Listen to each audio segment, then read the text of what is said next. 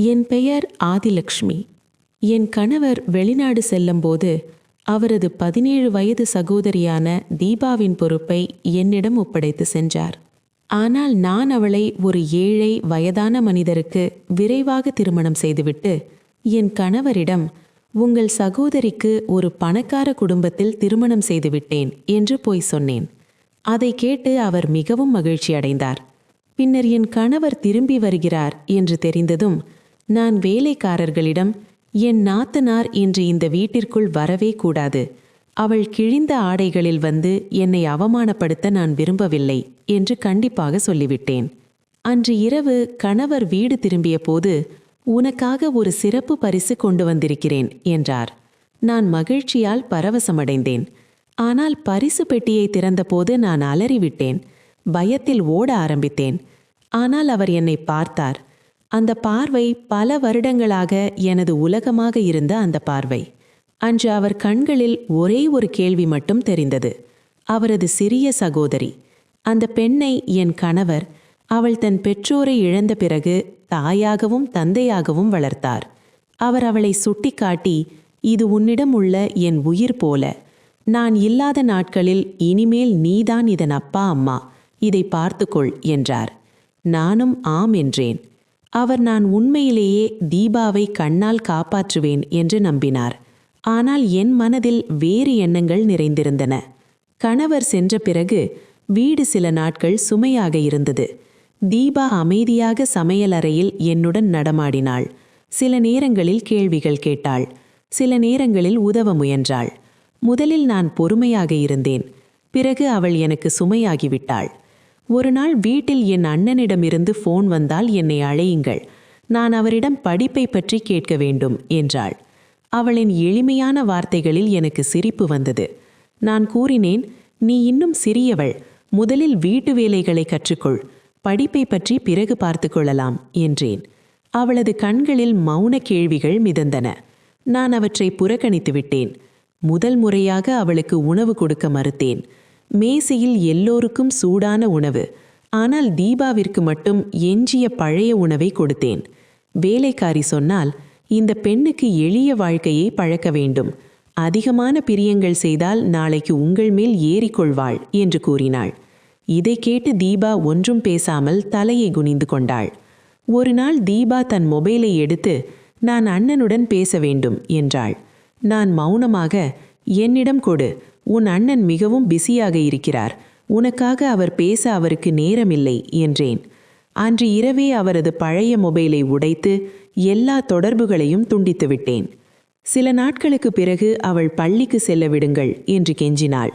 அண்ணன் சொன்னார், என் படிப்பு நிற்கக்கூடாது என்றால் நான் கடுமையாக, உன் அண்ணன் வெளியே இருக்கிறார், இந்த வீட்டின் பொறுப்பு இப்போது என்னுடையது, நான் சொல்வதுதான் நடக்கும் என்றேன். இதனால் அவளது வாய் மூடியது. ஆனால் கண்களில் அந்த கேள்வி உறைந்து நின்றது. பின்பு நான் வேலைக்காரியிடம், தீபாவை சமையலறை சுத்தம், குளியலறை சுத்தம், துப்புரவு வீசுதல் எல்லாம் கற்றுக்கொடு என்றேன். இவள் வேலை செய்தால்தான் வாழ்க்கையில் ஏதாவது ஆக முடியும் என்றேன். வேலைக்காரி தயங்கி, இவள் ஒரு குழந்தை, இவள் எப்படி இந்த வேலைகளை செய்வாள் என்றாள். நான் கோபமாக பார்த்து, இதையெல்லாம் அவளது வளர்ப்பின் ஒரு பகுதி, இலவசமாக சாப்பிட்டு கொண்டிருக்கவா இங்கே வந்திருக்கிறாள் என்றேன். தீபா நாளுக்கு நாள் மௌனமாகிவிட்டாள். முன்பு என்னுடன் பேசுவாள், இப்போது என் கண்களின் கட்டளைக்கு மட்டுமே பதிலளிப்பாள். ஒரு இரவு அவள் அறையின் விளக்கை அணைத்துவிட்டு ஜன்னல் வழியாக பார்த்தேன். அவள் தன் அண்ணனின் புகைப்படத்தை கையில் வைத்து அமைதியாக அழுது கொண்டிருந்தாள். நான் கதவை திறந்து, இது என்ன நாடகம், என்ன செய்கிறாய், தூங்க வேண்டிய நேரம், உன் அண்ணனை பற்றி நினைக்கிறாயா, வேலையில் கவனம் செலுத்து என்று கத்தினேன். அவள் தலையை குனிந்து கொண்டாள். அவள் விரைவாக கண்ணீரை துடைத்து கொண்டு படுக்கையில் படுத்து கொண்டாள். மறுநாள் காலை அவள் காலை உணவை தயாரித்தாள். எனக்கு உதவினாள். ஆனால் அவளது முகத்தில் சோர்வும் இதயத்தில் குழப்பமும் தெளிவாக தெரிந்தன. அவள் சமையலறையை விட்டு வெளியேறிய போது வேலைக்காரி என்னிடம், அக்கா, தீபா மிகவும் மௌனமாகிவிட்டாள், அவள் இதயம் மிகவும் வருத்தமாக இருக்கிறது என்றாள். நான் கோபமாக, இதயம் வலிக்கிறதோ உடைந்து விட்டதோ அது எனக்கு கவலை இல்லை, வீட்டு வேலைகள் சரியாக நடக்க வேண்டும், அவ்வளவுதான் என்றேன். பிறகு நான் வேலைக்காரர்களுக்கு கட்டளையிட்டேன், அந்த பெண் ஏதாவது தவறு செய்தால் உடனே எனக்கு சொல்ல வேண்டும். அவள் எனக்கு ஒரு பொறுப்பல்ல, ஒரு சுமை மட்டுமே. அதிலிருந்து விடுபட வேண்டும் என்றேன். இப்போது பின்னோக்கி பார்க்கும்போது அன்று முதல் என் பாவங்கள் தொடங்கியது. அன்று நாளில் நான் அவளுடைய கையை பிடித்து, நான் உன்னை தாராக காப்பாற்றுவேன் என்று வாக்குறுதி அளித்தேன். ஆனால் அடுத்த நிமிடமே அந்த வாக்குறுதியை முறித்துவிட்டேன். அன்று இரவு நான் சமையல் அறையில் தேநீர் குடித்து கொண்டிருந்தேன். அப்போது அடுத்த வீட்டு ஷில்பா வந்தாள். அவள் எப்போதும் ஒருத்தியின் வீட்டு விவகாரங்களில் தலையிடுவதில் பிரியமுள்ளவள். அவள் உட்கார்ந்தவுடன், உன்னிடம் ஒரு விஷயம் சொல்ல வேண்டும், ஆனால் நீ பெரிய மனசு வைத்துக் கொள்ள வேண்டும் என்றாள். நான் சொல், என்ன விஷயம் என்றேன். அவள், எனக்கு தெரிந்த ஒரு வயதான மனிதர், அவரது மனைவி இறந்து விட்டார்கள், தனியாக இருக்கிறார், வீட்டை கவனித்துக் கொள்ள ஒரு மனைவி தேவை. உன் நாத்தனாருக்கு இங்கு என்ன வேலை? அவள் உனக்கு ஒரு சுமைதானே என்றாள். நான் அவளை இடைமறித்து அவர் வயது என்ன என்று கேட்டேன். அவள், சுமார் 60 இருக்கும், ஆனால் வீடு இருக்கிறது, கார் இருக்கிறது, பணம் இருக்கிறது, உனக்கு ஒரு சுமை குறையும், இப்போது உனக்கு ஒரு புண்ணியமான வேலை என்றாள். நான் அவளிடம் சாதாரணமாக தலையை அசைத்தேன். ஆனால் உள்ளுக்குள்ளேயே ஒரு முடிவை எடுத்துவிட்டேன். மறுநாள் நான் தீபாவை காலை உணவு தயாரிக்க சொன்னேன். அவள் தட்டை மேசையில் வைத்துவிட்டு வெளியேறும்போது நான் அவளை இங்கே வந்து அமர என்றேன். அவளும் மௌனமாக என் அருகில் அமர்ந்தாள். நான், உன் விதி மாறப்போகிறது. உனக்கு ஒரு திருமண ஏற்பாடு நடக்கிறது, ஒரு நல்ல குடும்பம், மிகவும் நல்லவர் என்றேன். இதை கேட்டு அவள் ஒரு கணம் என்னை வியப்புடன் பார்த்தாள். பிறகு இதை என் அண்ணனிடம் சொன்னீர்கள், அவர்தான் என் திருமணத்தை தாமே செய்வதாக சொன்னார் என்றாள். நான் சிரித்துக்கொண்டே, அதுதான் சர்ப்ரைஸ், அவர் திரும்பி வந்ததும் மகிழ்ச்சி அடைவார் என்றேன். அவள் தலையை குனிந்தாள். உங்களுக்கு சரியாக இருந்தால் எனக்கும் சரிதான் அண்ணி என்று மட்டுமே சொன்னாள். நான் அடுத்த நாளே திருமண ஏற்பாடுகளை தொடங்கிவிட்டேன். எந்த உறவினரையும் அழைக்கவில்லை, எந்த பக்கத்து வீட்டாரின் கருத்தையும் கேட்கவில்லை. ஷில்பா புரோகிதரை அழைத்து வந்தாள். தீபாவை நான் நன்றாக அலங்கரித்தேன். அவளிடம், நீ எப்போதும் முகத்தை மூடிக்கொண்டே இரு, யாருக்கும் முன்னால் படுதாவை எடுக்காதே, இது உனக்கே நல்லது என்று சொன்னேன். அன்று அவளது உதடுகள் மூடிக்கொண்டன, கண்களில் குழப்பம் தெரிந்தது. ஆனால் அவள் ஒரு கேள்வி கூட கேட்கவில்லை. திருமணம் மிகவும் எளிமையாக நடந்தேறியது. அந்த திருமணம் ஒரு வியாபார பேரம் போல நடந்தேறியது. எல்லாம் மௌனமாக முடிந்துவிட்டது. வயதான மனிதர் கை நீட்டிய போது தீபா தயங்கி தன் கையை பின்னுக்கு இழுத்தாள். நான் அவள் தோளில் அழுத்தம் கொடுத்து, இது உன் விதி, மரியாதையாக திருமணம் நடக்கிறதே, இதற்கு நன்றி செலுத்து என்றேன். திருமணம் முடிந்ததும் அடுத்த 1 மணி நேரத்திலேயே தீபாவை புது வீட்டுக்கு அனுப்ப வேலைகள் தொடங்கியது. அன்று மாலை நான் அவளது பொருட்களை பேக்கிங் செய்யும்போது அவள் அருகில் அமர்ந்து மௌனமாக என்னை பார்த்து கொண்டிருந்தாள். பிறகு மெதுவாக, அண்ணி, ஒருமுறை நட்டும் என் அண்ணனுடன் பேச வையுங்கள், அவர் என் திருமண செய்தியை கேட்டு மகிழ்ச்சி அடைவார் என்றாள். நான் அவளை குறுக்கிட்டு, நானே அவரிடம் சொல்லிவிடுகிறேன், இப்போது இதை பற்றி பேசுவது சரியல்ல, நாளை அவரே ஃபோன் செய்து ஆசீர்வதிப்பார் என்றேன். அவள் எதுவும் பேசவில்லை, தலையை குனிந்தபடி அமர்ந்திருந்தாள். காரில் ஏறும்போது அவள் தன் அண்ணன் என்னை டயல் செய்தாள். நான் உடனே போனை பறித்து, இன்னும் உனக்கு புரியவில்லையா? இது உன் புது வாழ்க்கை, பழைய நினைவுகளை மறந்துவிடு, உன் அண்ணன் அன்பில் கிடைத்தது எல்லாம் இப்போது முடிந்துவிட்டது என்றேன். அவள் அதிர்ச்சியில் மரத்துப் போனாள். மௌனமாக உட்கார்ந்திருந்தாள். கதவு மூடப்பட்டது. அவள் அமைதியாக சென்று விட்டாள்.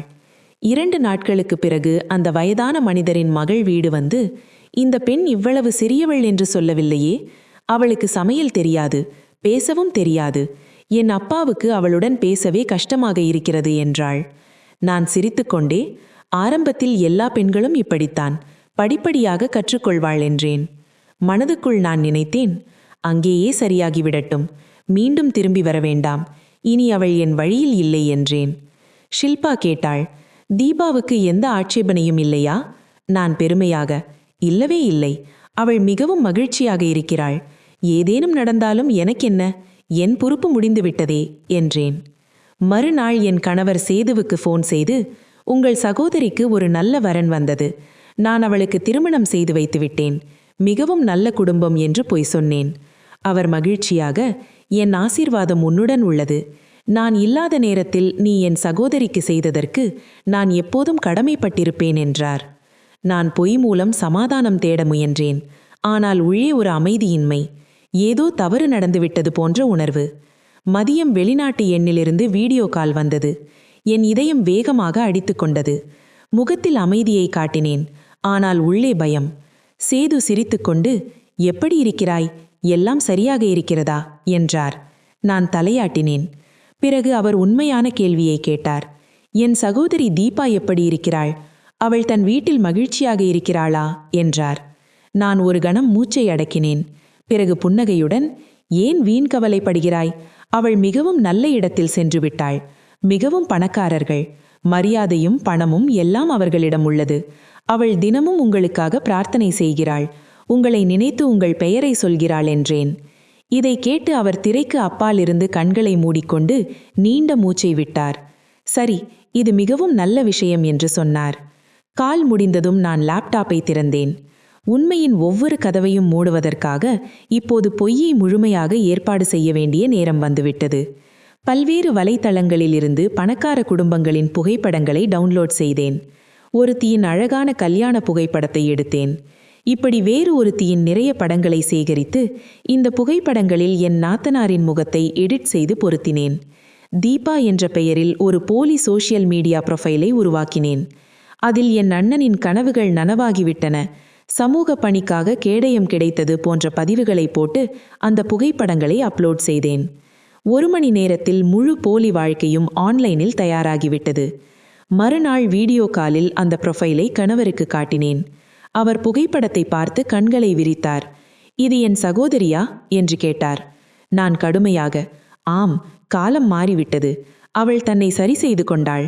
அவளுடைய கணவன் அவளுக்கு மிகவும் ஆதரவாக இருக்கிறார். பார், இந்த பேப்பரில் அவள் புகைப்படம் வெளியாகியுள்ளது என்றேன்.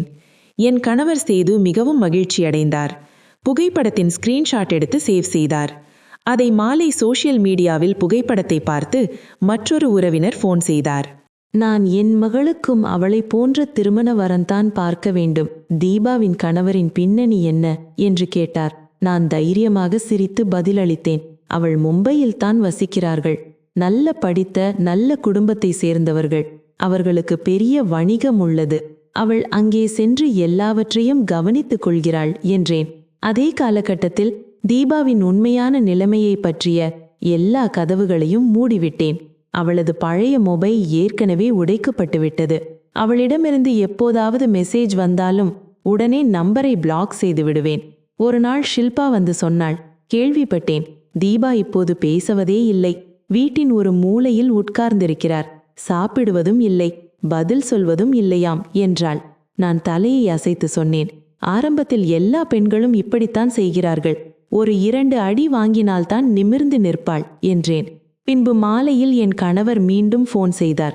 என்னால் அந்த புகைப்படங்களை நேரில் பார்க்க முடியுமா? வீடியோ காலில் என் சகோதரியுடன் பேச விரும்புகிறேன் என்றார். நான் விரைவாக பதிலளித்தேன். அவள் இப்போது ஒரு சூப்பர் மார்க்கெட்டில் இருக்கிறாள். மொபைல் கையில் இல்லை என்று அவள் வீட்டுக்கு வந்தவுடன் உங்களிடம் பேச வைக்கிறேன் என்றேன். அந்த நாட்களில் உண்மையை பற்றிய பயமும் என்னை விட்டு மறைந்து விட்டது. ஒவ்வொரு தடயத்தையும் நான் அழித்து விட்டேன் என்று நம்பினேன். கணவர், உறவினர்கள், அக்கம் பக்கத்தினர் எல்லோரும் என் கையில் இருந்தார்கள். வீட்டில் மதிய வேளையில் அமைதி நிலவியது. நான் என் அறையில் அமர்ந்து ஆன்லைனில் புதிய சேலைகளை பார்த்து கொண்டிருந்தேன். அப்போது கதவு தட்டும் ஓசை கேட்டது. வேலைக்காரன் வந்து சொன்னான், அம்மா, வெளியே ஒரு பெண் நிற்கிறாள். கிழிந்த பழைய துணிகளில் நனைந்து போயிருக்கிறாள். அவள் பேசவும் மாட்டேன் என்கிறாள் என்றான்.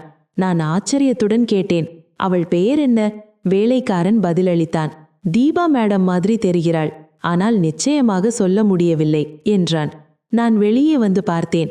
அது பெங்கிதான். அவளது கழுத்தில் துண்டு இல்லை. ஆடைகள் சேறு படிந்து இருந்தன. கால்கள், கைகள், காயங்கள். யாரோ அடித்து விட்டது போல் தோன்றியது. அவள் தலை குனிந்து என் வாசலில் நின்று கொண்டிருந்தாள். நான் உள்ளூர பற்களை கடித்து கொண்டு வேலைக்காரனை கண் சிமிட்டி சைகை செய்தேன். கதவை மூடிவை, சத்தம் போட்டால் இங்கே இடமில்லை என்று கத்து என்றேன். அவள் எதுவும் சொல்லாமல் தரையில் உட்கார்ந்து விட்டாள். மழை தொடங்கியது. நான் ஜன்னலை திறந்து வெளியே பார்த்தேன். அவள் மௌனமாக மடியில் தலையை வைத்துக்கொண்டு உட்கார்ந்திருந்தாள். உடல் மட்டும் இங்கே, ஆனால் உயிர் எங்கோ. நான் அறைக்குள் திரும்பினேன். என் மனம் அமைதி இழந்தது. டிவியை ஆன் செய்து சீரியலை வைத்தேன். வால்யூமை உயர்த்தி தன்னை பிஸியாக வைத்து கொண்டேன். மாலையில் பக்கத்தில் உள்ள பெண்களில் ஒருத்தி கதவை தட்டினாள். உன் நாத்தனார் வாசலில் உட்கார்ந்திருக்கிறாள், நீ உள்ளே அழைக்கவில்லையாம், ஊரில் பேச்சு பரவுகிறது என்றாள். நான் கடுமையாக பதிலளித்தேன். அவள் நாத்தனார் இல்லை, அவளுக்கு திருமணமாகிவிட்டது. அவளுடைய கணவனே பொறுப்பு, எங்களுக்கும் அவளுக்கும் எந்த சம்பந்தமும் இல்லை என்றேன். அந்த இரவு மழை பெய்த போதும் அவள் நனைந்தபடியே அங்கேயே உட்கார்ந்திருந்தாள். யாரிடமும் பேசவில்லை, கதவை தட்டவும் இல்லை. வேலைக்காரன் வந்து சொன்னான், அம்மா, தீபா இறந்துவிட்டால் பிரச்சனை வரும், குறைந்தபட்சம் ஒரு டீ கொடுக்கலாமே என்றான். நான் கோபத்தில் சொன்னேன், நான் தான் சொன்னேனே, அவள் எங்களுடையவள் இல்லை, உயிரோடு இருந்தால்தானே போய்விடுவாள் என்றேன். இரவில் மீண்டும் ஜன்னலிலிருந்து பார்த்தேன். அவள் கைகளால் தன்னை கட்டி அணைத்து கொண்டு சுவற்றில் சாய்ந்து கண்களை மூடியபடி இருந்தாள். மழை நின்றுவிட்டது, ஆனால் அவள் உடல் நடுங்கிக் கொண்டிருந்தது. மறுநாள் காலை நான் எழுந்தபோது அவள் வாசலில் இல்லை. வேலைக்காரனை அனுப்பி விசாரித்தேன். அவன் சொன்னான், அவள் விடியற்காலையில் யாருக்கும் தெரியாமல் எழுந்து எதுவும் சொல்லாமல் போய்விட்டாள்.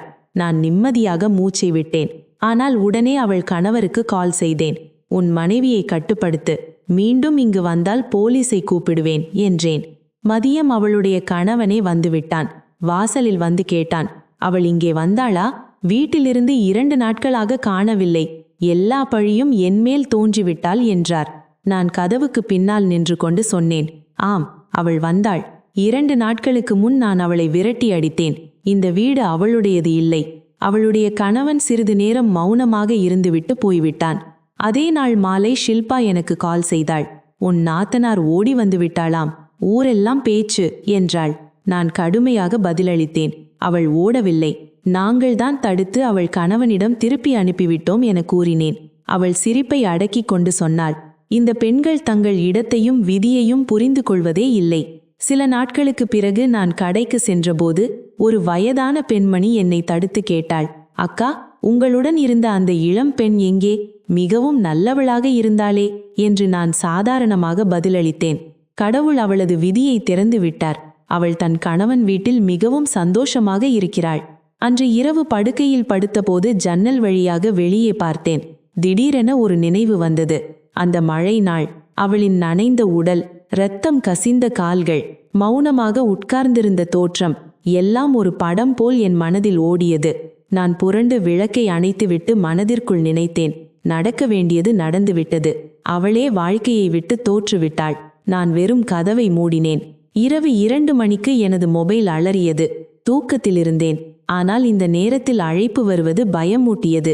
தெரியாத எண்ணாக இருந்தது. என் கணவரின் கால் என்று நினைத்தேன். ஆனால் தீபா கால் செய்தாள். அவள் அண்ணி, நான்தான். ஒருமுறை மட்டும் என் அண்ணனை பேச வையுங்கள், சாகும் முன் ஒருமுறை பார்க்க வேண்டும் என்றாள். அவளின் நடுங்கும் குரல் கேட்டதும் எனது மூச்சை தற்காலிகமாக நின்றுவிட்டது. ஆனால் விரைவாக சமாளித்துக் கொண்டு கோபமாக சொன்னேன், நீ இனி அந்த தகுதியில் இல்லை. உன் அண்ணன் உனக்கு யாரும் இல்லை. உன் விதி முடிந்துவிட்டது. இங்கு வந்தால் நானே போலீசில் சேர்ப்பேன். இந்த எண்ணை மீண்டும் அழைத்தால் மோசமாக முடியும் என்று கத்தினேன். மறுபக்கம் முழு மௌனம். பிறகு ஒரு மெல்லிய குரல், அண்ணி, ஒருமுறை மட்டும் நான். மேலும் ஒரு வார்த்தையும் கேட்காமல் காலை துண்டித்துவிட்டு உடனடியாக அந்த எண்ணை தடை செய்தேன். மறுநாள் காலை நான் வேலைக்காரனை அழைத்து கண்டிப்பாக உத்தரவிட்டேன். அந்த பெண் இந்த வீட்டருகே கூட தென்பட்டால் வாசலிலேயே துரத்திவிடு. இனி இங்கு அவளுக்கு இடமில்லை என்றேன். அவன் சந்தேகத்துடன் என்னை பார்த்தான். பிறகு தலையை குனிந்து கொண்டு, அம்மா, அப்படியே செய்கிறேன் என்றான். மதியம் என் கணவர் ஃபோன் செய்தார். மகிழ்ச்சியாக இருந்தார். எனது விடுமுறை அனுமதிக்கப்பட்டது. அடுத்த மாதம் வருகிறேன் என்றார். நான் புன்னகையுடன் பதிலளித்தேன். அது நல்ல செய்தி, நாங்கள் எதிர்பார்த்து கொண்டிருந்தோம் என்றேன்.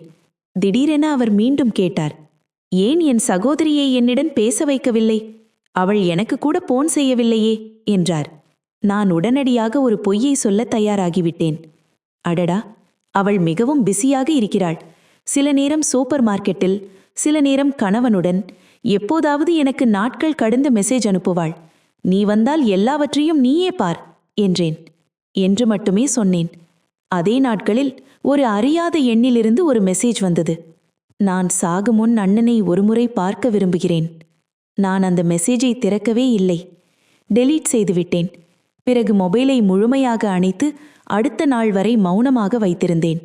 நான் என் கணவருக்கு புகைப்படங்களை அனுப்ப ஆரம்பித்தேன். அதே பழைய போலி புகைப்படங்கள், நகல் விருது விழாவின் புகைப்படங்கள். அவர் ஒவ்வொரு முறையும் மகிழ்ச்சி அடைந்து என் சகோதரியை பற்றி நான் பெருமைப்படுகிறேன் என்று சொல்வார். மறுபக்கம் தீபாவின் செய்திகள் மெதுவாக அந்த அபார்ட்மெண்ட்டை சுற்றியுள்ள மக்களிடம் பரவ ஆரம்பித்தது.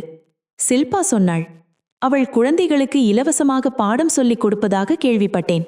ஒரு பெண் சொன்னாள், அவள் ஒவ்வொரு வாரமும் ஏழைகளுக்கு துணிகள் மற்றும் உணவுப் பொருட்களை கொண்டு வருகிறாள்.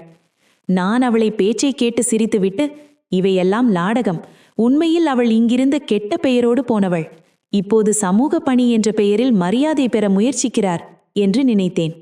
அதே இரவு எல்லோரும் தூங்கிய பிறகு நான் என் மொபைல் கேலரியை திறந்து தீபாவின் பழைய புகைப்படங்களை பார்த்தேன். அந்த புகைப்படம் அவள் தன் அண்ணனுடன் விளையாடிக் கொண்டு சிரித்து கொண்டிருந்தாள். நான் புகைப்படத்தை மூடி, அவளுடைய விதியும் பாதையும் இப்போது வேறே என்று மனதில் உறுதி பூண்டு மறுநாள் என் கணவர் ஃபோன் செய்து, என் சகோதரியின் ஃபோன் நம்பர் உள்ளதா? அவளுடன் பேச வேண்டும் போல உள்ளது என்றார். நான் பதிலளித்தேன், அவள் என்னை மாற்றிவிட்டாள், திரும்பி வரும்போது நேரடியாக பேசிக்கொள்வேன் என்று சொல்கிறாள். தீபாவின் கணவரின் குடும்பத்தினரும் அவள் அதிகம் போனில் பேசுவதை விரும்பவில்லை என்று கூறினேன். பின்பு கால் பேசி முடிந்ததும் அவளின் இருப்பை முழுவதுமாக அழித்துவிட வேண்டும் என்று முடிவு செய்தேன். அபார்ட்மெண்ட்டில் மக்களின் அனுதாபமும் அவளின் உழைப்பும் அவளை மீண்டும் உயிர்ப்பிக்கலாம். ஆனால் என் வீட்டின் கதவில் அவளுக்கு இனி இடமில்லை, இப்போதுமில்லை, எப்போதுமில்லை. நான் உண்மையை அறியாமல் இருந்தேன். ஆனால் அது டிசம்பர் மாதத்தின் ஒரு மாலை நேரம். கடுமையான குளிர்காற்று உடலுக்குள் ஊடுருவிக் கொண்டிருந்தது. சேது தனது தொழிற்சாலையிலிருந்து வெளியே வந்திருந்தார். அப்போது ஒரு விசித்திரமான குரல் அவரை அழைத்தது. சேது, சேது! பின்னால் திரும்பி பார்த்தபோது அவரது பழைய நண்பர் பிரகாஷ் நின்று கொண்டிருந்தார். அவர் சிறுவயதில் சேதுவுடன் அதே வட்டாரத்தில் வாழ்ந்தவர். இருவரும் ஒருவரையொருவர் கட்டி அணைத்து சிரித்துக்கொண்டே அருகில் உள்ள ஒரு காஃபி ஷாப்பில் அமர்ந்தனர். அவர்களின் உரையாடல் அதே இடத்திலிருந்து தொடங்கியது. அங்கேயே பல ஆண்டுகளுக்கு முன் நிறுத்தப்பட்டிருந்தது. என் கணவரின் நண்பன் அவரிடம் கூறினார், நான் இந்தியாவிலிருந்து 2 வாரங்களுக்கு முன்புதான் வந்தேன். இங்கே கத்தாரில் வேலை செய்கிறேன். சிறிது நேரம் கழித்து அவர் சேதுவிடம், உன்னை பற்றி நிறைய கேள்விப்பட்டேன், ஆனால் அதை கேட்டு ஆச்சரியமும் வருத்தமும் அடைந்தேன் என்றார். சேது திடுக்கிட்டு, ஏன் இதற்காக வருத்தம் என்று கேட்டார். பிரகாஷ் கடுமையான குரலில் தொடங்கினார். சேது, எங்கள் நகரத்தில் ஏழைகளுக்கு இலவச உணவு விநியோகிக்க ஒரு முகாம் நடத்தினேன். அது ஒரு தனிமையான இடமாக இருந்தது. அங்கே ஒரு குடிசை வீட்டு வாசலில் ஒரு பெண் குழந்தைகளுக்கு பாடம் சொல்லிக் கொடுப்பதை பார்த்தேன். மிகவும் சோர்வாக இருந்தாள், ஆனால் மிகவும் புத்திசாலியாக இருந்தாள். மிக குறைவாகவே பேசினாள். நான் அவள் முகத்தை பார்த்தபோது அதிர்ந்து போனேன். ஏனென்றால் அவள் உன் சகோதரி தீபாவைப் போலவே இருந்தாள். இதை கேட்டு சேதுவின் கண்கள் வியப்பால் விரிந்தன. அவர் ஆழ்ந்த மூச்சை விட்டார். பிறகு கேட்டார், நீ உறுதியாக சொல்கிறாயா? அவள் என் சகோதரிதானா என்று. பிரகாஷ் பதிலளித்தார், நான் அவளிடம் பேச முயன்றேன். அவள் இனி எனக்கு யாருடனும் எந்த உறவும் இல்லை என்று மட்டுமே சொன்னாள். அவளது வார்த்தைகளில் கோபம், கண்களில் வலி, அனைத்தும் உண்மையாக உன் சகோதரி தீபாதான் என்பதை சொல்லிக் கொண்டிருந்தன. இதை கேட்டு சேது தலையை கவிழ்ந்து கொண்டார். அவர் இதயம் ஒரு அறியப்படாத பயத்தில் மூழ்கியது. அவர் பிரகாஷிடம் மேலும் விவரங்களை கேட்டார். எந்த நாளில் பார்த்தார்? எங்கே பார்த்தார்? அவள் தனியாகவா இருந்தாள் அல்லது யாருடனாவது இருந்தாளா என்பதை. பிரகாஷ் அனைத்து விவரங்களையும் விளக்கினார். ஒரு குடிசை வீட்டு வெளியே ஒரு மரத்தடியில் சில குழந்தைகள் உட்கார்ந்திருந்தனர். அவர்கள் கையில் பழைய நோட்டு புத்தகங்களும் பென்சில்களும் வைத்திருந்தனர். அவள் அவர்களுக்கு பாடம் சொல்லிக் கொடுத்து கொண்டிருந்தாள். அவள் உடையில் கிழிந்த பழைய துணிகள் இருந்தது. ஒரு துண்டு துணியை முழு உடலிலும் போர்த்தியிருந்தாள். அவள் முகத்தில் கீறல்களின் தழும்புகள் இருந்தது என்றார். அனைத்து விவரங்களையும் அறிந்த பிறகு அன்று இரவு சேது அறையின் விளக்கை அணைத்து விட்டார். ஆனால் தூக்கம் வரவில்லை. படுக்கையில் படுத்தபடி மேலே உள்ள கூரையை பார்த்து கொண்டு தீபாவின் புன்னகையை நினைவு கூர்ந்தார். அந்த சிறிய செருப்புகளில் ஓடியவள் சமையலறையில் வந்து அண்ணா என்று கூச்சலிடுவது, அவரை கட்டி அணைப்பது எல்லாம் நினைவுக்கு வந்தன. பிறகு அனைத்தும் புகை போல பரவிவிட்டது. இப்போது நினைவுக்கு வந்த முகம் அந்த குடிசையில் உட்கார்ந்திருந்த முகம்.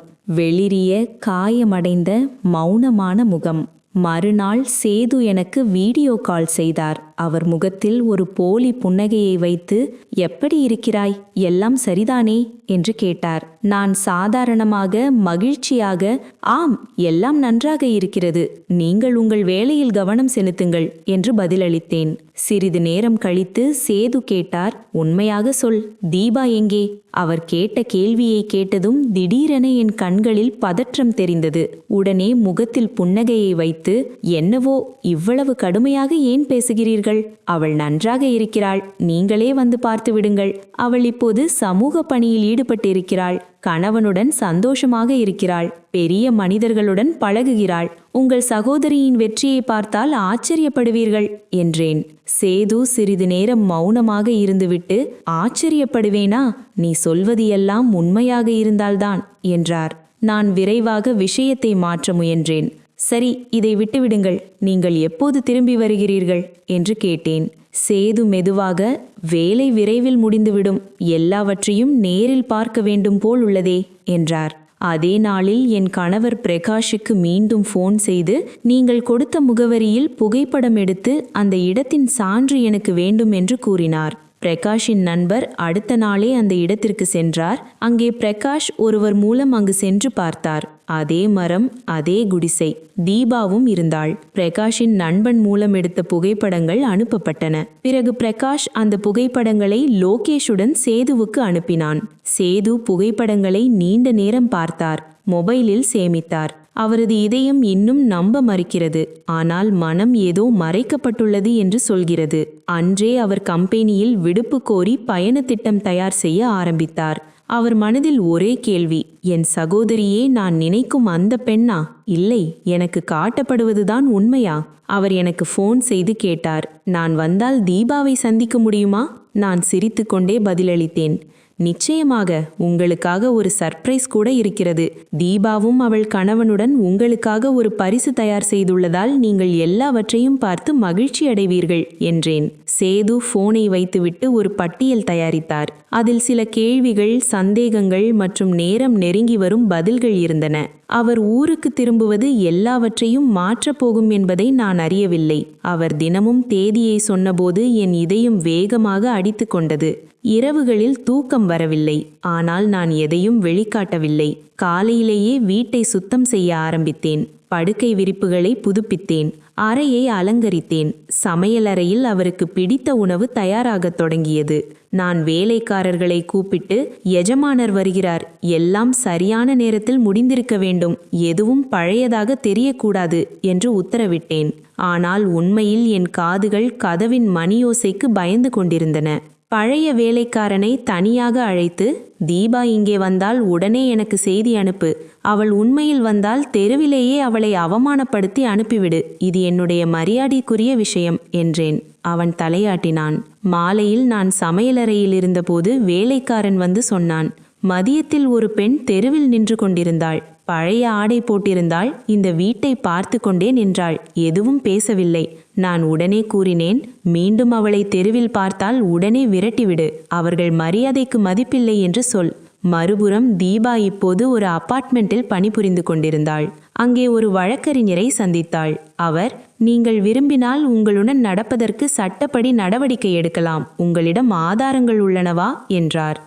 தீபா ஒரு புகைப்படத்தை எடுத்தாள். அது அந்த வயதான மனிதருடன் தன் கட்டாய திருமணத்தில் எடுக்கப்பட்ட படம். அந்த புகைப்படத்தில் அவள் கண்ணீர் விட்டு கொண்டிருந்தாள். "இதுதான் என் உண்மை. இதுதான் என்னிடம் உள்ள ஆதாரம்" என்றாள். அந்த அபார்ட்மெண்ட்டின் உரிமையாளர் அவளை சமூக நிகழ்வுகளில் அழைத்துச் செல்ல ஆரம்பித்தார். அங்கே அவள் பிற பெண்களுக்கு தன் கதையை சொல்லுவாள். அவர்களின் கண்களில் அதிர்ச்சி, வருத்தம் மற்றும் தைரியம் ஒளிர்வதை அவள் காண்பாள். ஒரு நாள் ஒரு பெண் பத்திரிகையாளர் அவளை நேர்காணல் செய்ய அணுகினார். "இதை நாங்கள் பதிவு செய்தால் உங்கள் கதை பல பெண்களுக்கு தைரியம் தரும். நீங்கள் தயாராக இருக்கிறீர்களா?" என்றாள். தீபா சம்மதித்தாள். உண்மையை இனி மறைக்காமல் வெளியில் கொண்டு வர வேண்டும் என்பது அவளுக்கு தெரியும். இந்த வீடியோ பின்னர் சோஷியல் மீடியாவில் வைரலாக பரவியது. அந்த உண்மைதான் என் பொய்களை விழுங்கிக் கொண்டிருந்தது. அதே நேரம் நான் என் கணவனுக்காக புதிய ஆடைகள் வாங்கினேன். அழகான பரிசுகளை தேர்ந்தெடுத்தேன். வீட்டின் ஒவ்வொரு மூலையையும் மாற்றினேன். அவர் இல்லாத நாட்களில் நான் எல்லாவற்றையும் எவ்வளவு சிறப்பாக நிர்வகித்தேன் என்பதை அவர் உணர வேண்டும் என்பதுதான் என் நோக்கம். அந்த இரவுதான் என் மைத்துனியின் வழக்கை கையாளும் வழக்கறிஞரின் ஃபோன் உரையை நான் கேட்டேன். அந்த கால் வேறு யாருக்கோ என்றாலும் நான் தற்செயலாக வேலைக்காரனிடமிருந்து அதை கேட்டேன். வழக்கறிஞர் கூறியது, நாம் தீபாவின் சகோதரர் சேதுவுடன் பேச வேண்டும், அவர்தான் உண்மையான சாட்சி என்றார். இதை கேட்டதும் நான் வேலைக்காரனை மிரட்டினேன். இதை யாரிடமும் சொன்னால் உன்னை வேலையிலிருந்து நீக்கிவிடுவேன். பிறகு என் கணவருக்கு ஃபோன் செய்தேன். நான் உனக்காக ஒரு சர்ப்ரைஸ் வைத்திருக்கிறேன், நீ விரைவாக வந்துவிடு என்றேன்.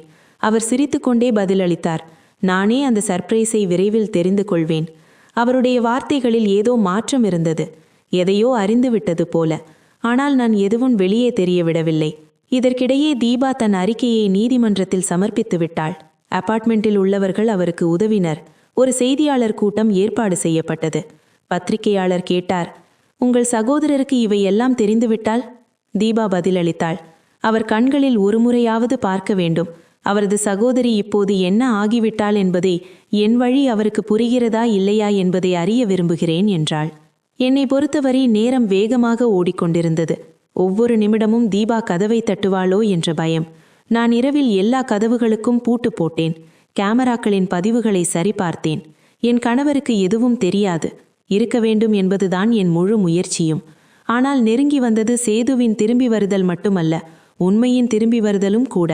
நான் எத்தனை கதவுகளை பூட்ட, ஆனாலும் அந்த உண்மையை இனி தடுக்க முடியாது. கதவின் மணி அடித்தது. கண்ணாடியில் கடைசியாக என்னை பார்த்தேன். சிறிது நறுமணம் தடவினேன். ஆடைகளை சரி செய்து கதவை திறக்க நடந்தேன். கதவை திறந்ததும் என் கணவர் உள்ளே நுழைந்தார். அதே தோரணை, அதே நடை. ஆனால் அவர் கண்களில் ஒரு மௌனம் இருந்தது. அது என்னை பதற வைத்தது. நான் புன்னகையுடன் கூறினேன், இறுதியாக வந்துவிட்டீர்கள், எவ்வளவு நேரம் காத்திருக்க வைப்பீர்கள்? அவர் மௌனமாக இருந்தார். உள்ளே சென்று உட்கார்ந்தார். நான் சமையலறையிலிருந்து டீ தட்டை எடுத்து வைத்தேன். ஏதாவது பேசுங்களேன், இவ்வளவு நாட்களுக்கு பிறகு வந்திருக்கிறீர்கள். அவர் சொன்னது, இப்போது சோர்வாக இருக்கிறேன், காலையில் பேசுவோம். அவருடைய நடத்தை என்னை திகைக்க வைத்தது. அவர் சாப்பிடவும் இல்லை, அறைக்குள் சென்று விட்டார். காலை நேரம். அவர் காலை உணவு மேசையில் அமர்ந்திருந்தார். நான் நடுங்கும் கைகளுடன் டீ கப் வைத்தேன். ஆனால் முகத்தில் அமைதியை காட்டினேன். நான் நிதானத்தை கைப்பற்றி கொண்டு மெதுவாக கேட்டேன், வேறு ஏதாவது கொண்டு வரட்டுமா? அவர் என் பக்கம் பார்க்காமல், உட்கார், உன்னிடம் பேச வேண்டும் என்றார். நான் நாற்காலியை இழுத்தே அவர் முன் அமர்ந்தேன். அவர் பையிலிருந்து ஒரு தடித்த செய்தித்தாளை எடுத்து மேஜையில் வைத்தார். பின்பு மொபைலில் ஒரு வீடியோவை இயக்கினார். தீபாவின் குரல் வீடியோவில் ஒலித்தது. அண்டா, நீங்கள் என் குரலை கேட்கிறீர்களா? ஒரு முறை என்னை பாருங்கள், ஒரு முறை என் பேச்சை கேளுங்கள். சாக முன் உங்களை சந்திக்க விரும்புகிறேன் என்றாள். அந்த குரல் என் மைத்துனி தீபாவின் குரல். நான் என் வாழ்க்கையிலிருந்து வெளியேற்றி எறிந்தவள். எனது மூச்சு தடைப்பட்டது. மொபைலை அணைக்க என் கை நீண்டது. ஆனால் அவர் விலகிவிட்டார். சேது கடுமையாக சொன்னார், இதை நீ பார்க்க வேண்டியதுதான். நீ 2 வருடங்களாக மறைத்து வைத்த உண்மை இப்போது என் முன்னால் திறந்துவிட்டது. நான் நடுங்கும் குரலில் மறுத்தேன், இது பொய் சேதோ, இந்த அபார்ட்மெண்ட்டில் உள்ளவர்களுக்கு எதுவும் தெரியாது. அவர் சிரித்துக்கொண்டே சொன்னார், அமைதியாக பேசு. நான் அபார்ட்மெண்ட்டின் தலைவரிடம் பேசிக் கொண்டிருக்கிறேன். உன் மீது எழுதப்பட்ட அனைத்து அறிக்கைகளும் என்னிடம் உள்ளன. ஒவ்வொரு இடத்திலும் நீ, ஒவ்வொரு வார்த்தையிலும் நீ நிழல்தான். நான் செய்தித்தாளை பார்க்கவில்லை. என் கைகளை மூடிக்கொண்டு உட்கார்ந்திருந்தேன். அவர் தொடர்ந்தார், இந்த வீடியோவை முதல் முறையாக பார்த்தபோது என் கண்களை நம்பவில்லை. இது எதிரியின் சதி என்று நினைத்தேன். ஆனால் அவளது கடிதத்தை பார்த்தேன். அவளது குரலை கேட்டேன். அவளது மௌனத்தை உணர்ந்தேன். நீ என் நம்பிக்கையை முறித்து விட்டாய். சிரித்துக்கொண்டே நான் கடைசியாக ஏதையோ சொல்ல முயன்றேன். சேது, அப்போது நிலைமை? அவர் கோபத்துடன் கத்தினார், வாயை மூடு. இனி உன் வார்த்தைகளை நம்ப முடியாது. உன் சொந்த வசதிக்காக ஒரு அப்பாவி மனதை அழித்து விட்டாய். நீ எனக்கு புகைப்படங்கள் மட்டும் காட்டி ஏமாற்றினாய். நான் அழுது கொண்டே சொன்னேன், நான் அவளுக்கு எந்த தீங்கும் செய்ய எண்ணவில்லை. அவர் முழங்கினார், தீங்கு? நீ அவளை விற்ற நாள் அவளுடைய உடல் மட்டும் விற்கப்படவில்லை, ஆன்மா உடைந்து விட்டது. நீ அவளிடமிருந்து அவளது அண்ணனை பறித்தாய், வீட்டை பறித்தாய், மரியாதையை பறித்தாய். உன் இனிய வார்த்தைகளால் என்னை ஏமாற்றிவிட்டாய் என்று நினைத்தாயோ? கண்ணீர் எனது கன்னங்களில் வழிந்தோடியது. அவரது கால்களை பிடித்து கெஞ்சினேன், சேது, எனக்கு ஒரு வாய்ப்பு தா, எல்லாவற்றையும் சரி செய்கிறேன். அவர் குரலை குறைத்து சொன்னார், இல்லை, உனக்கு பல வாய்ப்புகள் இருந்தன. அவள் ஃபோன் செய்தபோது, வாசலில் வந்தபோது, மழையில் நனைந்தபோது, நீ ஒவ்வொரு முறையும் கதவை அடைத்து விட்டாய். இன்று அந்த கதவுகள் உனக்கு மூடப்பட்டு விட்டன. அவர் சொன்ன வார்த்தைகள் என் உயிரை உறிஞ்சி என கதறினேன், சேது, இதற்காக நான் மிகவும் வருந்துகிறேன் என்று. ஆனால் அவர் திரும்பி நடக்க ஆரம்பித்தார். பிறகு திடீரென நின்று சொன்னார், சாவுக்கும் வாழ்வுக்கும் உள்ள வித்தியாசத்தை நீ அன்றே அழித்து விட்டாய். ஒரு வயதான மனிதனின் கையில் அவளது கையை பிடித்து கொடுத்தபோது, இப்போது வருத்தப்படுவதற்கு நேரமில்லை, இப்போது கணக்கு தீர்ப்பதற்கான நேரம். அந்த நிமிடத்தில் வேலைக்காரன் வாசலில் வந்தான். ஐயா, சிலர் உங்களை பார்க்க வந்திருக்கிறார்கள். அவர்கள் அபார்ட்மெண்ட்டில் உள்ளவர்கள். ஒரு பத்திரிகையாளரும் உடன் வந்திருக்கிறார். நான் திகைத்தேன். இது என்ன செய்து? குளிர்ந்த குரலில் சொன்னார், இவர்கள்தான் உன் உண்மையை உலகத்திற்கு முன்பு கொண்டு வரப்போகிறார்கள். நான் இனி உன் குற்றத்திற்கு எதிரான சாட்சி. நான் உனக்கு எதிராக உள்ளேன் என்றார். நான் நடுங்கும் குரலில் கேட்டேன், எல்லார் முன்னாலும் என்னை அவமானப்படுத்துவாயா? அவர் புன்னகையுடன் பதிலளித்தார், இல்லை, நீ செய்தது உன் சொந்த முடிவு. உனக்கு கிடைப்பது உன் செயல்களின் பலன்தான் என்றார். அவளுக்கு கிடைப்பது அவள் விதைத்த விதையின் பலன்தான். கதவு திறந்தது. வெளியே அவர்கள் நின்று கொண்டிருந்தார்கள். அவர்கள் கைகளில் கேமரா, பத்திரிகை, ஒரு சிறிய ஏணி இருந்தன. அதே உண்மை, அதே ஆதாரம், நான் மண்ணில் புதைக்க முயன்றவை. சேது என்னை கடைசியாக பார்த்து சொன்னான், இப்போது உன்னுடைய உண்மையை நீயே எதிர்கொள்ள வேண்டும். நான் போகிறேன், என் சகோதரியை அழைத்து கொண்டு. அவள் என் சகோதரி மட்டுமல்ல, என் மகளும் கூட என்றார். கதவு மூடியது. நான் கைகளில் அந்த பத்திரிகையை பிடித்தவாறு தரையில் உட்கார்ந்தேன். முதலில் முறையாக உணர்ந்தேன். திரை என்பது பொய்கள் மீது மட்டுமல்ல, நடிப்பின் மீதும் விழுகிறது. பின்பு வீட்டின் வெளியே ஒரே கூட்டமாக இருந்தது. நான் நினைத்தேன், ஏதோ கூட்டம் நடக்கிறதோ என்று. தீபா ஏதாவது புரிந்து கொள்ளும் மனநிலையில் இருக்கிறாரோ என்று. ஆனால் வேலைக்காரன் வந்து சொன்னபோது, எஜமான் பக்கத்து வீட்டாரை மற்றும் உறவினர்களை, எல்லா வேலைக்காரர்களையும் இன்று மாலைக்கு அழைத்திருக்கிறார் என்றான். இதை கேட்டதும் என் இதயம் துடித்தது. என் கணவர் என்னை தனியாக விட்டுவிட்டு போய்விட்டாரே. மாலை நேரம் வரை காத்திருந்தேன். மாலைக்கு சற்று முன்பே விருந்தினர்கள் வரத் தொடங்கினர். என் கணவரின் மாமா, பெரியம்மா மற்றும் உறவினர்கள், அண்டை வீட்டு ஷில்பா மற்றும் பலர். பல வருடங்களாக நான் புறக்கணித்தவர்கள் அனைவரும் வந்திருந்தனர். அனைவரின் முகத்திலும் ஒரு விசித்திரமான ஆர்வம் தெரிந்தது. அறையின் சூழ்நிலை கனத்துவிட்டது. சேது உள்ளே நுழைந்தபோது அவருடன் தீபாவும் இருந்தாள். அந்த சிறுமி இப்போது ஒரு பெண்ணாக மாறிவிட்டாள். அவள் முகத்தில் அமைதி இருந்தது. ஆனால் அவளுக்கு நான் ஏற்படுத்திய பழைய புண்கள் இன்னும் மறையவில்லை. அவள் அனைவரையும் அமரச் சொன்னாள். நான் ஹாலில் ஒரு மூலையில் நின்று கொண்டிருந்தேன். கீழே பார்த்து கொண்டிருந்தேன். நெற்றியில் வியர்வை நீர் ஊற்றடித்தது. சேது அனைவரையும் பார்த்தான். பிறகு கூறினான், இன்று நான் உங்கள் முன் ஒரு முடிவை அறிவிக்கப் போகிறேன்.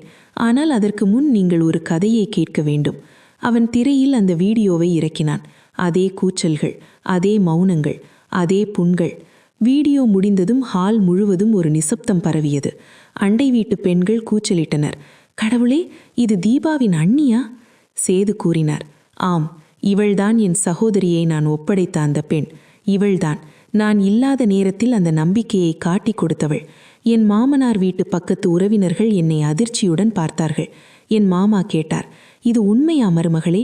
நீ இப்படி எப்படி செய்தாய்? நான் பதிலளிக்க முயன்றேன். ஆனால் முடியவில்லை.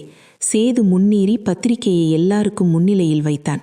இதோ உண்மையான அறிக்கை, அப்பார்ட்மெண்ட்டில் உள்ளவர்களின் விசாரணை, வக்கீலின் வாக்குமூலம், நான் கண்ணால் கண்டவை அனைத்தும் இதில் உள்ளன. மக்கள் ஒவ்வொருவராக கோப்பை பார்க்க வந்தனர். சிலர் தலையை அசைத்தனர், சிலர் பெருமூச்சை விட்டனர். பிறகு ஒரு குரல் கேட்டது, இப்படிப்பட்ட பெண்ணை யாரும் அம்மா என்று கூப்பிடக்கூடாது என்று ஒரு பெண் என் முன் வந்து சொன்னாள். முதலாளி, உங்களுக்காக நாங்கள் வேலை செய்ததே வெட்கத்தை தருகிறது. நான் பின்னால் விலகி சுவற்றில் சாய்ந்து கொண்டேன். சேது கத்தினான், நான் இங்கு நீதிக்காக நிற்கிறேன். என் சகோதரி இன்று என் கையில் இருக்கிறாள். இன்று முதல் இந்த பெண் என் வாழ்க்கையிலிருந்து முற்றிலுமாக நீக்கப்படுகிறாள். அவன் என் பக்கம் கை நீட்டி காட்டினான்.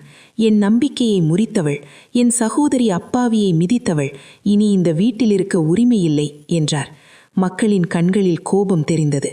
பக்கத்து வீட்டு பெண்கள் சொன்னார்கள், இப்படிப்பட்ட வாளுடன் தெரு நாய் கூட பேசக்கூடாது என்று. நான் மண்ணோடு மண்ணாகிவிட்டேன். சேது தீபாவை தன் பக்கமாக நிறுத்தினான். அவளது தலையில் கை வைத்து, இனி நீ என் சகோதரி அல்ல, என் மகள். உனக்கு ஒரு புது வாழ்வு தர முடிவு செய்துவிட்டேன் என்றான். பையிலிருந்து காலியான உரையை எடுத்து என்னை நோக்கி எறிந்தான். நடுங்கும் கைகளால் அதை திறந்தபோது விவாகரத்து ஆவணங்கள் இருந்தன. எனது கால்களுக்கு அடியில் நிலை தளர்ந்தது. ஆனால் எனது தவறை இவ்வளவு பெரியது என்று உணர்ந்தேன். இனி நான் தனியாகவே வாழ வேண்டியதுதான். ஒவ்வொரு கணமும் முகத்தில் ஒரு மௌனம் குடியேறியது. தீபா அசைவற்று நின்றாள். ஆனால் அவளது கண்களில் நீர் ஓடியது. அது அவளது வெற்றிக்கு சாட்சியாக இருந்தது. நான் தரையில் உட்கார்ந்தேன். கால்களில் உயிரே இல்லாதது போல. யாரும் முன்வரவில்லை. யாரும் என்னை தேற்றவில்லை. யாரும் எனக்கு ஒரு துளி தண்ணீர் கூட தரவில்லை. நான் கேட்டுக்கொண்டிருந்தேன். ஒருவர் இவளை ஊரை விட்டு ரகசியமாக விரட்ட வேண்டும் என்றார். மற்றொருவர் சட்டப்படி நடவடிக்கை எடுக்க வேண்டும். இந்த அட்டூழியம் சாதாரண விஷயமா என்று கோரினார். மாலை நேரம் அனைவரும் சென்றுவிட்டனர். சேதோ என்னிடம் என் பொருட்களை திரட்டி கொண்டு போக சொன்னார். வேலைக்காரர்களிடம், இவள் இனி இந்த வீட்டின் எஜமானி அல்ல, நான் கொடுத்த மரியாதையை இவளே குலைத்து விட்டாள் என்றான். என்னிடம் சொல்ல ஏதுமில்லை. நான் தலையை குனிந்தேன். ஒரே ஒரு விஷயம் மட்டும் கேட்டேன். தீபா இனிமேல் இந்த வீட்டில்தான் வாழ்வாள். நான் அவளது இடத்தை திருட முடியாது. கதவருகே நின்ற சேது என்னை கடைசியாக பார்த்து, நீ தேர்ந்தெடுத்த அந்த வழியில் போ.